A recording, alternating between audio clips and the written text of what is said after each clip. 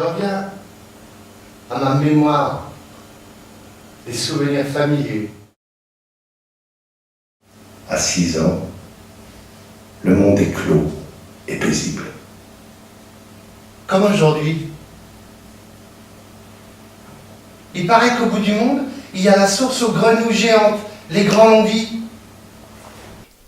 Le fait du monologue, oui, c'est un choix d'auteur, évidemment. C'est un choix, ce personnage diffracté, c'est une écriture que j'ai démarrée dans cette grosse matrice qui s'appelait Mémoire de papillon, et qui a donné lieu donc à cette aventure avec Kader Atou dans un spectacle, et puis ensuite cette reprise, déjà en termes d'écriture, pour donner Yvette Horner à l'odeur du mouton. C'est vrai que c'est une entrée possible de dire que c'est un tissage de souvenirs, mais ça ne me suffirait pas en tant qu'auteur. C'est pourquoi je dis volontiers que je parle de moi, mais en réalité, j'espère parler de vous. J'espère parler de tout un chacun dans un parcours de vie. Il faut absolument que je vous dise. Le mec qui vous parle est un imposteur. Non, non, il n'est pas dangereux, et puis je l'aime bien. C'est mon frère.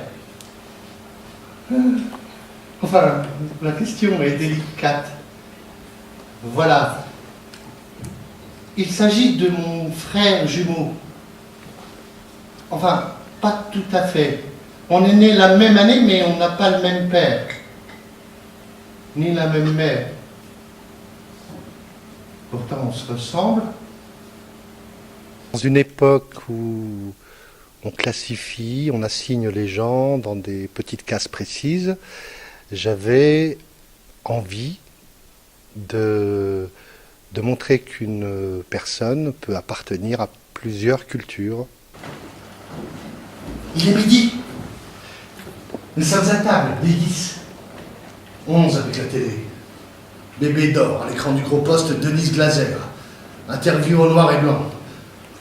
Un ou deux moustachus. Jean Brassens, je crois. J'avais envie d'appuyer sur tous ces petits endroits de frontières. Donc on peut parler en effet d'antinomie. Voilà, je peux être ça, puis je peux être ça, puis je peux être ça et autres. Donc Yvette Horner, l'odeur du mouton, ça aurait pu s'appeler Johnny et les petits arabes, ça aurait pu s'appeler Bourvil et la Shorba. Vous voyez, toutes ces choses dans l'imagerie qu'on n'associe pas, et pourtant qui font un Français. Dès son entrée dans la cité interdite, des vagues d'enfants se ruent à l'arrêt de l'engin héroïque et débute la chorale du jeudi matin. À 7 ans, j'y participe. Moi, dessous, je vais mal à barre. La musique est française, maghrébine, polaque. En réalité, c'est bien plus tard que j'ai appris le solfège de la distinction. Blanche, noire, soupir, falaise, immigré. Ah bon?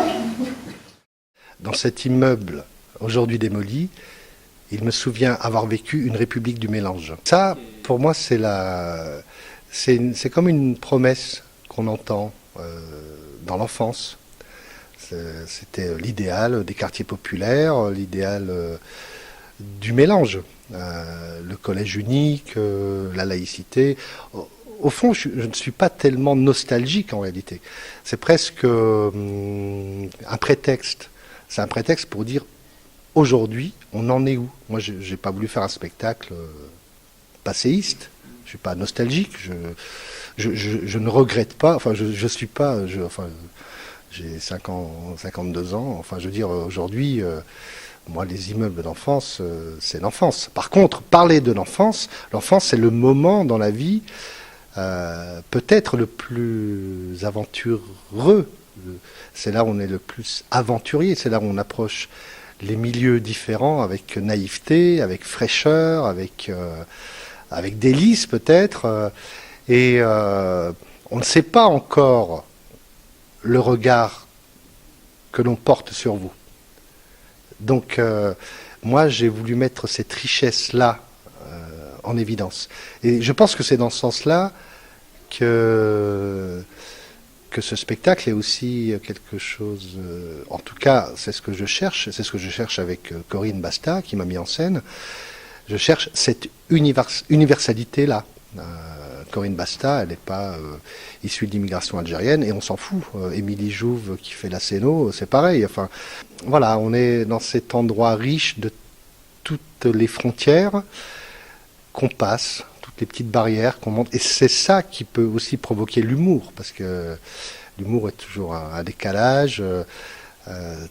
J'ai voulu parler de toutes ces incongruités. Les Arabes, les Arabes dans mon lit. Qui Jean? Un chat, un bébé pleure, lequel? Encore un cousin qui est resté dormir.